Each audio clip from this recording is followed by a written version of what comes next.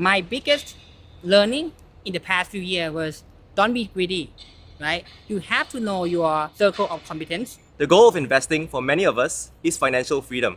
But there are more than one way to achieve financial freedom. Today I have my friend Cash joining us today to share how his path is leading him towards financial freedom. And he doesn't do it entirely through investing. So click subscribe to stay updated to more interviews like this. Cash, what should the audience know about you? Hi everyone, my name is Cash. I'm from Thailand. I'm currently working in MNC in Singapore here for 7 years. Welcome to the channel. A big part of your wealth today comes from savings. How did that happen? So I have way to manage my money, right? And with that, I was able to, not scaling up my spend while my earnings scale up. So in the past 6-7 years, I've been able to save more than an average at least 50% of my earning.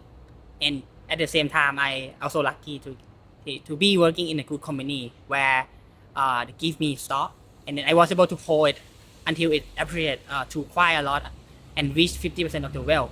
So basically 50% of my wealth came from my saving and some of the growth from investment, and the half came from stock appreciation that I have that I never sold, and that was one of the best decisions that I ever made. That's huge. So a big part of it is saving 50% of monthly paycheck. Another big part of it is you work in a company that has stock options and you've never sold a single stock all these years. Yeah, 7 years. That takes a lot of discipline, and usually behind a discipline is a mindset. What is your philosophy on money?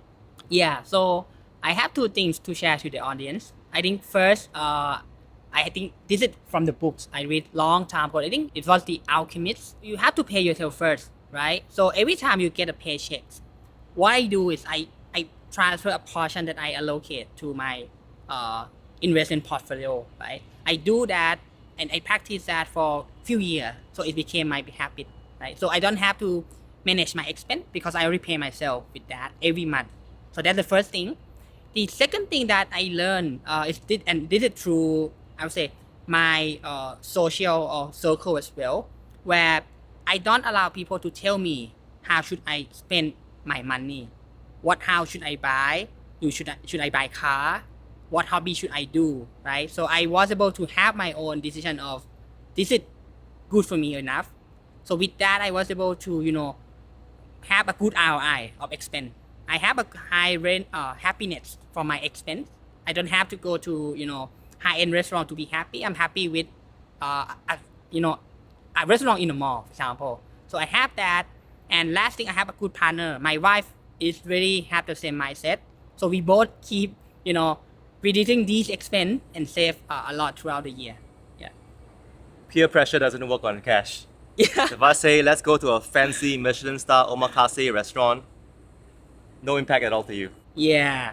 Because, I think this is one thing that I noticed. People all around, even in Singapore, even in Thailand, my peer, right? So people tend to think that the more earning you have, the more expense you have to scale up, right? So that you can fulfill that happiness, right? Which, for me, it doesn't true, because I always know my happiness level of my expense, right? So I know if I were to go to high-end omakase restaurant, I may increase that happiness score by 1 point, but I have to pay 10x of what I could do with sushi roll, for example, right? So with that, I was able to have my own decision of not going spend more.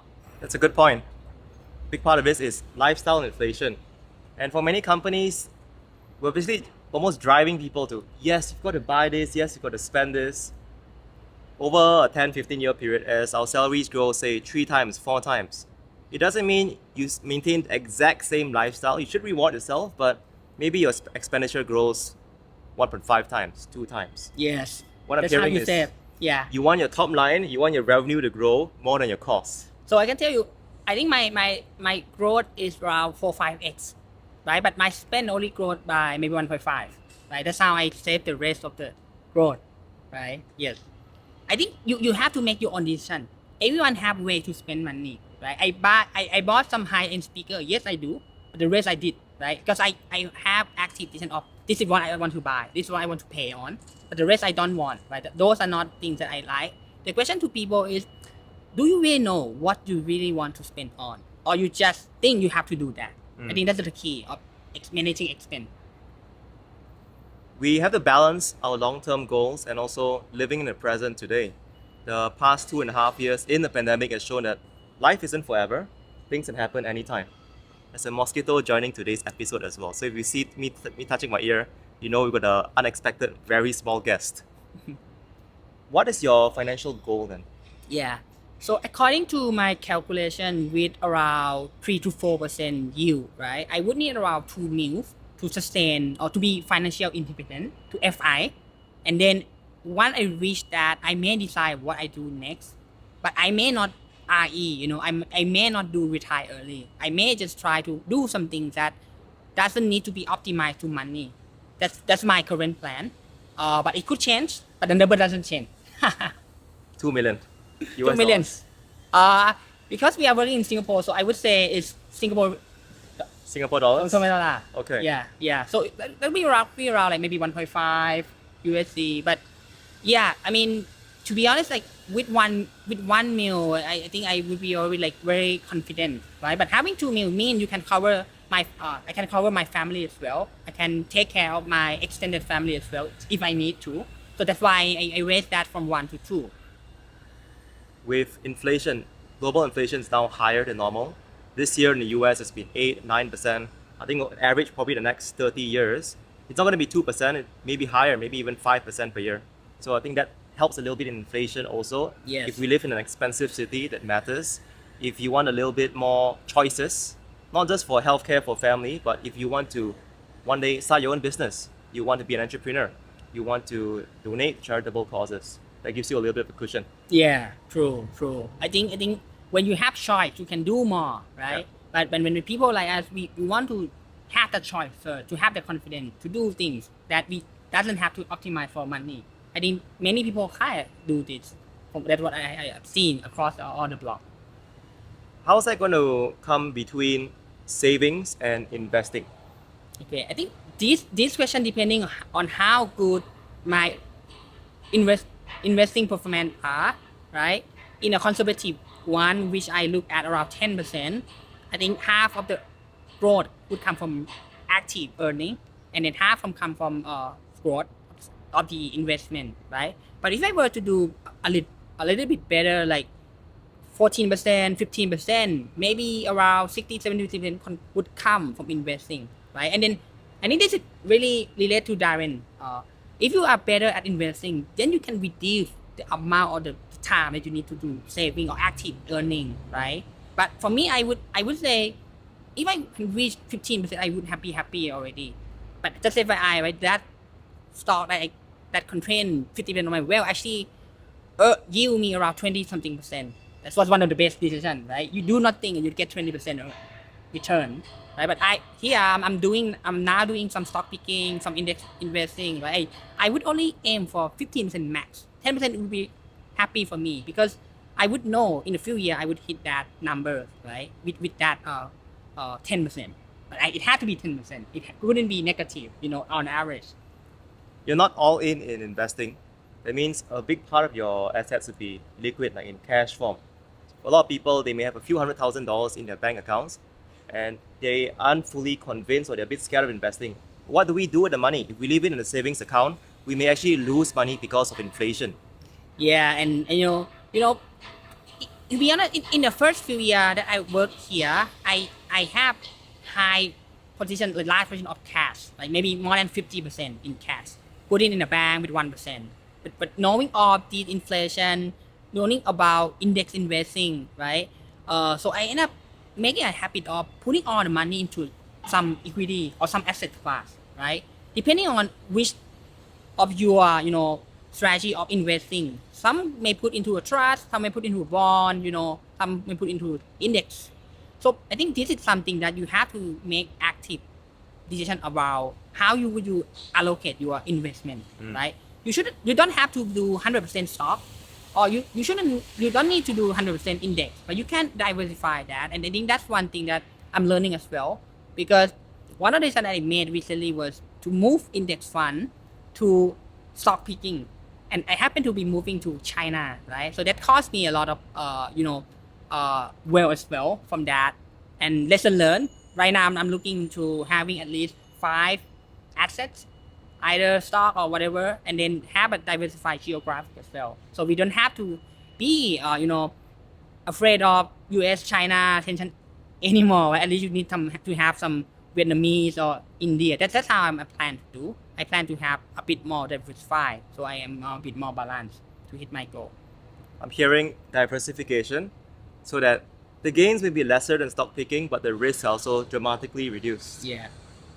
You reduce the volatile, right? You don't Yeah. want to be afraid when someone do something with China, someone do something with US. You need to be a bit more diversified so that all in all you are happy, and then you are. I mean that help for some people as well who cannot hold a red stock, right? Some people just sell it when you have like a big drop, but eventually just a cycle of some of the market, right? If you know what are you holding, so I think that's one thing that I do notice as well. In this channel, you may come across people who are all in Tesla or all in Alibaba or certain stock with high conviction. Not everyone does this because there's a price to pay for some people on mental health as well. Invest in ETF, as Cash mentioned, less volatility. You don't have to spend so much time thinking about it. So concentrations for some people, diversification works for others as well. The reason why both exist is because people have found success doing both. True. What's your biggest learning as a investor or someone who in this journey for wealth so far? My biggest learning in the past few years was don't be greedy, right? You have to know your circle of competence. You have to know if you really know about those things before you decide to do. As I share, one of my biggest learning was I was too greedy. I was doing a well balanced portfolio prior COVID. When COVID hit, I start putting into more of stock picking, right? Which in the end led me to a bit of a loss from that decision. But if I were to keep my portfolio diversified, I would be do better right now. But who knows? Maybe in 10 years time, this decision could be out. You may see this decision differently as well, right? So this is also depend on time frame. But for me, it's don't be greedy, right? You have to know if you really know about things before you make a decision. Buying stock is super easy, but knowing why you buy, knowing how long you're gonna hold it is very important, right? Or even buying an index fund, you really need to know why are you buying US? Why don't you do Vietnam? Why don't you do China? Right? Why don't you diversify? You need to understand some of the concept around these things as well, not just go into Reddit and buy whatever people say. I mean that's a Wall good, Street bets. yeah, that is one of the potential risks as well, right? Doing things that you're not knowing and your money, you have to think through. You can't, trust a web bot alone. You need to do your own due diligence. I think I would encourage people to, spend more time on this because it's your wealth, right? That's right. Nobody cares about your money as much as you do. Find a path that works for you. It doesn't always mean buying Tesla stock or putting money in the bank or just only in ETF. Sometimes it could be a mix for some of you as well. And as our life circumstances changes, our risk appetite changes too. When we get kids, Yes. if we have parents that we need to take care of, or our kids are no longer at home, we need to take care of ourselves, and suddenly our risk tolerance goes up again significantly. So thank you, Cash, for sharing your perspective. Yes. Thank you, everyone. If you found this video useful, please click the like button. Let us know down in the comments what's your take, what's your journey on savings, investing, and your goal for financial freedom. Click subscribe to stay updated to more interviews like this.